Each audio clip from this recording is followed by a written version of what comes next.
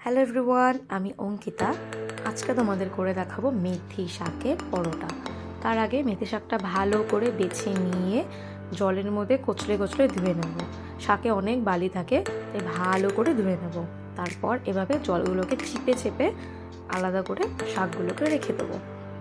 এরপর কড়াইতে তেল গরম করে তার মধ্যে মেথি শাকগুলো ছেড়ে দেবো। আমার তেলটা একটু বেশি হয়ে গেছিলো, তোমরা চেষ্টা করবে তেলটা কম দেওয়ার। তারপর দিয়ে দিলাম লবণ আর একটু হলুদ।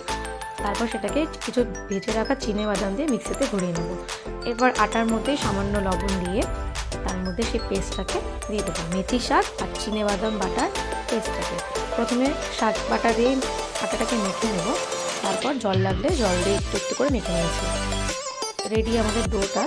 কিছুক্ষণ রেস্টে রাখলে এরকম সফট হয়ে যাবে। তারপর আমরা লেচি কেটে সুন্দর করে পরোটাগুলো বেলে নেব।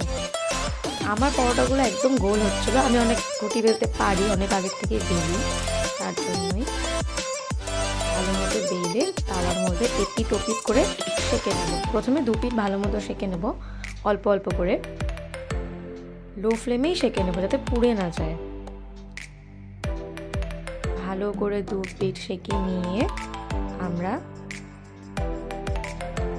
অল্প অল্প তেল দিয়ে পরোটাগুলোকে ভেজে নেব।